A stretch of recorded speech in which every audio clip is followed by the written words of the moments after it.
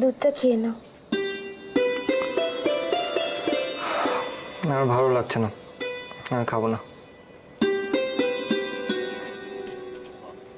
এটা তো নাকি তোমার ছোটবেলাকার অভ্যেস, পিসিমণি বলেছেন। বললাম তো আমি খাবো না। এটা আমাদের বাড়ির নিয়ম, না খেলে মা খুব রাগ করবেন। ঠিক আছে, পুরোটা খেতে হবে না, একটু অন্তত খাও।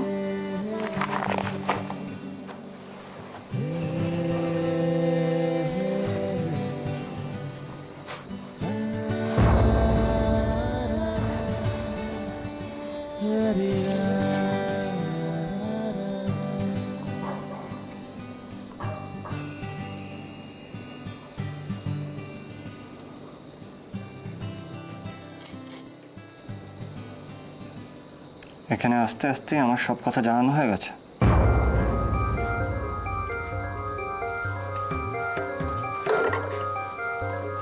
দেখো, অনেক রাত হয়েছে, তুমি ঘুমিয়ে পড়ো।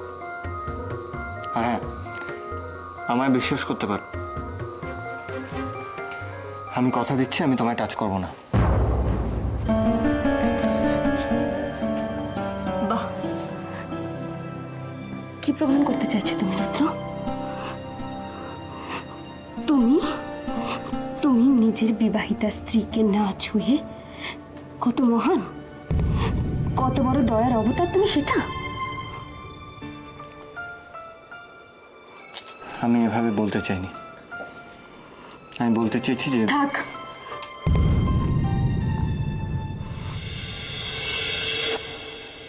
কি ভাবো কি তুমি নিজেকে? তুমি নিজের পুরুষত্বের পরিচয় দিচ্ছ, আমাকে দয়া করছো তুমি? চুপ করে রইলে কেন? বলো, কি হলো? উত্তর দাও, নাকি কোনো উত্তর নেই আমার প্রশ্নে? দেখো দোয়েল, শোনো, আমার এখন এসব কথা একদম ভালো লাগছে না।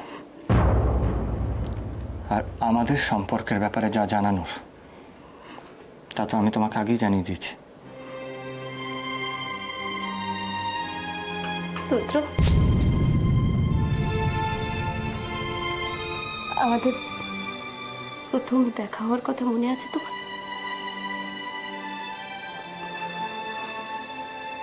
আমাকে যখন স্ত্রীর মর্যাদা দেবেই না, তাহলে কেন এত স্বপ্ন দেখিয়েছিলে?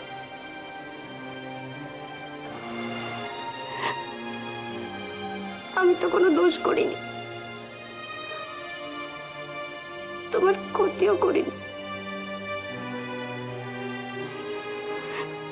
তাহলে একটা মেয়ের জীবন নিয়ে কেন তুমি এভাবে ছিনিমিনি খেললে রুদ্র? শোনো দোয়েল, তুমি আমাদের মতো একটা সম্ভ্রান্ত পরিবারের বউ, এটাই বা কম কিসের? কটা মেয়ের ভাগ্যে থাকে এরকম সম্মান? ব্যাস, একটা মেয়ের আর কিছু চাওয়ার থাকে না? স্বামীর ভালোবাসা, বন্ধুত্ব, সোহাগ, এগুলো চাওয়া কি অন্যায়? দেখো দোয়েল, তুমি আমাদের বাড়িতে রানীর মতো থেকো, কিন্তু এর বেশি আমার কাছ থেকে কিছু চেও না, কারণ এর বেশি আমার পক্ষে তোমাকে দেওয়াও সম্ভব না। যাকে, অনেক রাত হয়েছে, তুমি শুয়ে পড়ো, আমি বেরিয়ে যাচ্ছি। শোনো না, দোহাই তোমার, তুমি তুমি এরকম করো না, তাহলে সব জানাজানি হয়ে যাবে।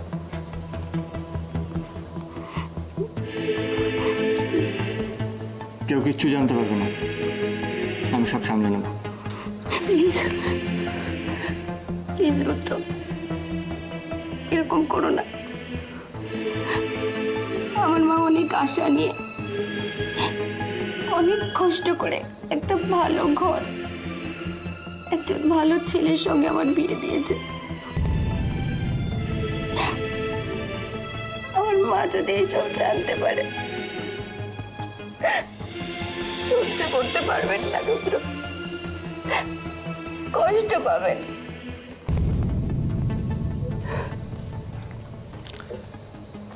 তাহলে এভাবে কি সারা রাত কাটানো সম্ভব? আমার কি ঘুমের কোনো প্রয়োজন নেই?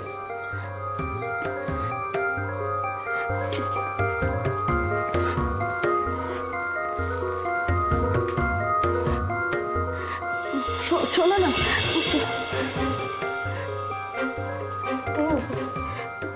তুমি তুমি বিছানায় ঘুমো, আমি আমি মেঝেতে ঘুমোচ্ছি।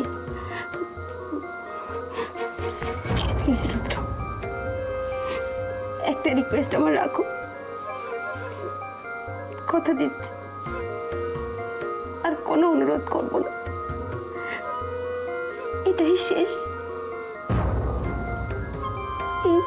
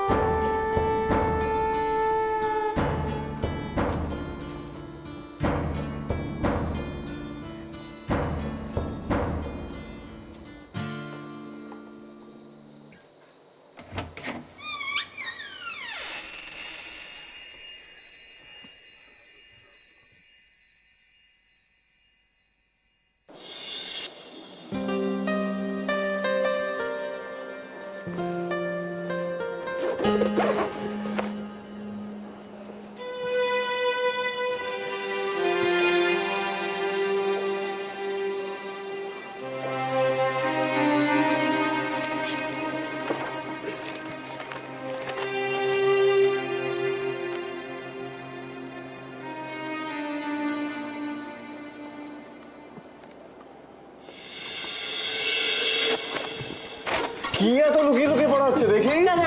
হ্যাঁ? খাওয়া যাবে কিন্তু। কেন? ইয়ার্কি মারিস না। কেন? দে ওটা। কি আছে এতে এমন? এই ভালো লাগবে। এত কিসের ইম্পর্টেন্ট? হ্যাঁ? কোনো দিকে কোনো হোশই নেই। দে, দেখ খারাপ হচ্ছে, এটা কিন্তু আমার একদম একদম পার্সোনাল জিনিস।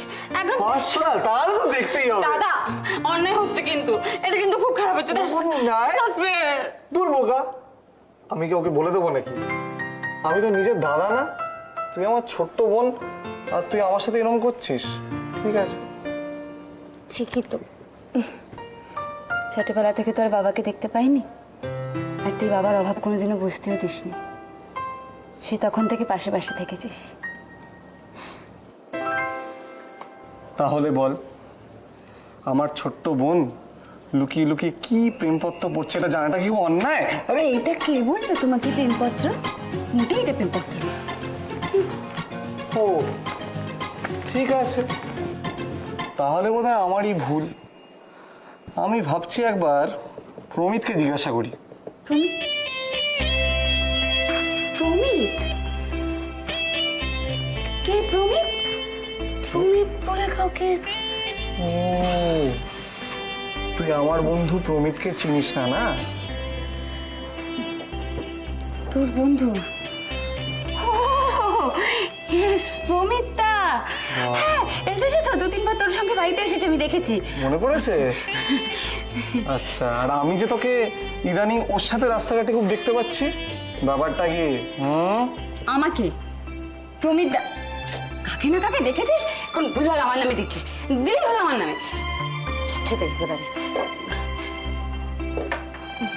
তবে একটা কথা কিন্তু মানতেই হবে ঝিলিক, ছেলেটা খুব হ্যান্ডসাম, গুড চয়েস। জানি না, যা।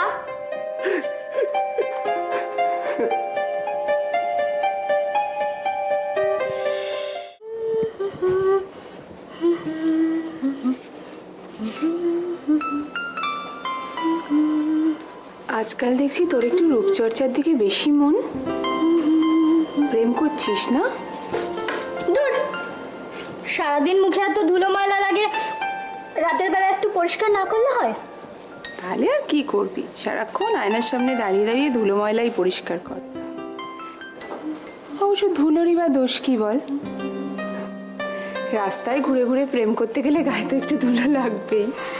এই দিদি, ভালো হবে না বলে দিচ্ছি, শুধু আমার পেছনে লাগা না, আমি কিন্তু সবাইকে বলে দেবো। কি বলবি? সেদিন রাতে শুয়ে শুয়ে কার স্বপ্ন দেখা হচ্ছিল? আমি তুই তুই কি ব্যাপার? এমনি। রুদ্র কোথায়? ঘুমিয়ে পড়েছে। তুই এখনো ঘুমাসনি কেন? ঘুম পাচ্ছিল না রে, তারপর কতদিন পরে বাড়িতে এলাম, দেখতে এলাম যে তোরা ঘুমিয়ে পড়েছিলিস কিনা। হ্যাঁ রে, বিরক্ত হলি বুঝি?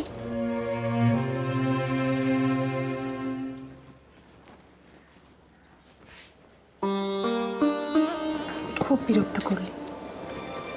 টাকা আমার দিকে ঝগড়া হচ্ছে না? দেখ কি যে বলিস না তুই, সত্যি বাবা। না রে দিদি, অনেকদিন পর বাড়িতে এলাম তো। জানিস দিদি, আজ না এই বাড়িটাকে কেমন যেন অচেনা লাগছে আমার। এই বাড়িতে আমি ছোটবেলা থেকে মানুষ হয়েছি। এই বাড়ির সমস্ত কোণ, সমস্ত জায়গা আমার নখদর্পণে।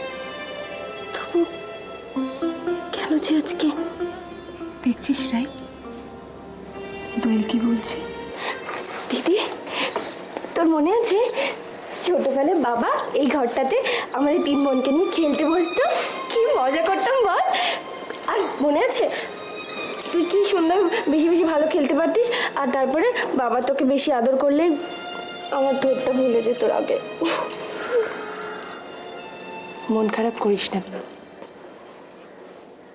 আমি সব বুঝতে পারি, সব ঠিক হয়ে যাবে দেখিস। মিস্তি, 2 দিন পরে দেখবি আমাদের কথা তোর আর মনেই পড়বে না। ঠিক। যা ঘুমিয়ে পড়ে, জামাইবাবুর ঘুম ভাঙলে তোকে যদি দেখতে না পায় খুব চিন্তা করবে। দেখেছিস রাই কি বলছে? চল চল চল চল চল চল চল। যাবো না। মিস্তি, কতদিন পর তোদের সঙ্গে দেখা হলো আমার। আমি তোদের ছেড়ে কোনোদিনও থাকিনি দিদি। আজকে তোর জন্য আমাকে এখানে থাকতে দে না প্লিজ, তোদের সাথে আমি ঘুমোতে চাই, থাকতে দে না দিদি। আচ্ছা শোন, একটা কাজ করি, আজকে রাত্রে এই ঘরে 3 বোনে আমরা ভূতের গল্প বলি।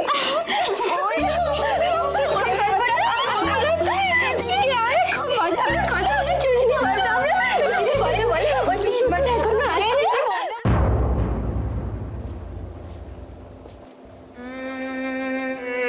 তুই তাহলে চলেই যাবি? হ্যাঁ মামা, আমি সত্যি সত্যি মনস্থির করে ফেলেছি। আর কতদিন থেকে গেলে পারতিস। তুমি বলেছিলে তোমার বড় বাবুর সঙ্গে কথা বলতে, আমি কথা বলে নিয়েছি।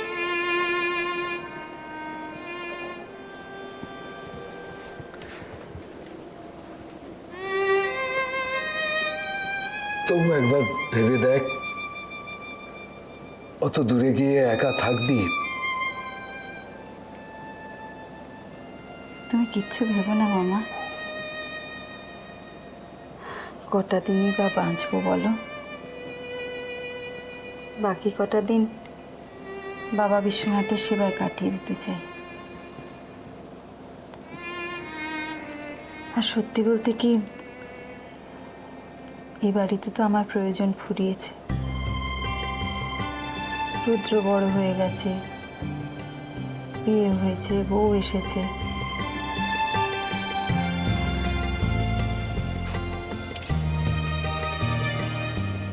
চন্দ্রা চলে গেল, তুইও চলে যাবি, আমি বড় একা হয়ে যাব রে। কে কোথায় চলে যাচ্ছে ভূদেব বাবু? মীরার এখানে মন টিকছে না, তাই ও বেনারসে চলে যেতে চাইছে। ও তাই বুঝি। তা আমাকে তো এ ব্যাপারে কেউ কিচ্ছু বলেনি। না, আসলে ওই দিনক্ষণ এখনো ঠিক হয়নি তো, ওটা ঠিক হলেই আপনাকে আমি জানাবো ভেবেছিলাম। কবে যাওয়া হচ্ছে? যত তাড়াতাড়ি সম্ভব। তোমার দাদাকে টিকিট কাটতে বলে দিয়েছি। তোমার মনের যন্ত্রণাটা আমি বুঝি মীরা।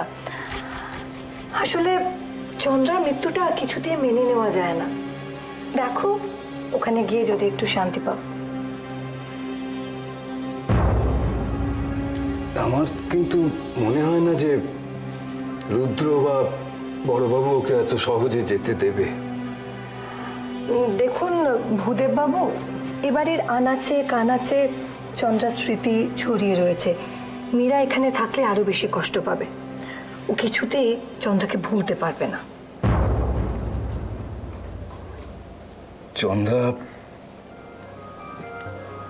চন্দ্রা আমাদের মধ্যেই রয়েছে। পৃথিবীর কোথাও গিয়েও কি ওকে ভুলে থাকা যায়? যতদিন বাঁচবো ওর স্মৃতি নিয়েই বাঁচবো। ঠিক বলেছেন ভূদেব বাবু। তবে আমার মনে হয় কি, মীরাকে কিছুদিনের জন্য একটু ছেড়ে দেওয়া উচিত।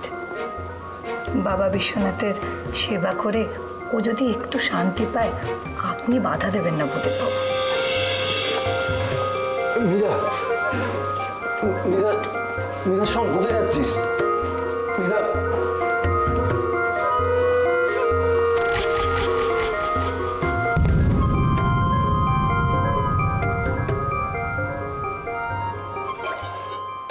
রাই কাকগুলো দে।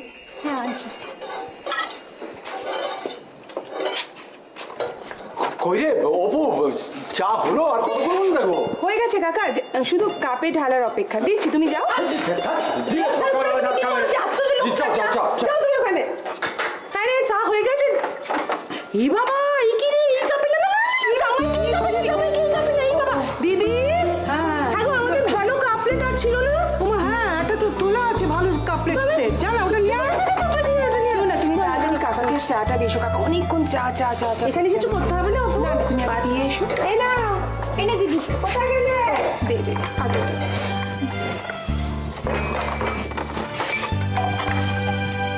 রাই। যা তো, তুই চট করে গিয়ে রুদ্রকে চাটা দিয়ে আয়। যা।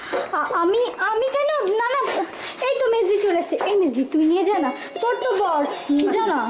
ঠিক আছে মা, তুই যা। তুই নিয়ে দিয়ে আয়, যা।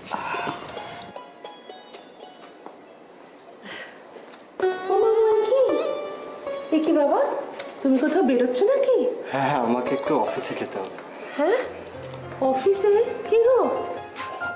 অফিসে যাবে? একটা দিন ছুটি নিলে হতো না?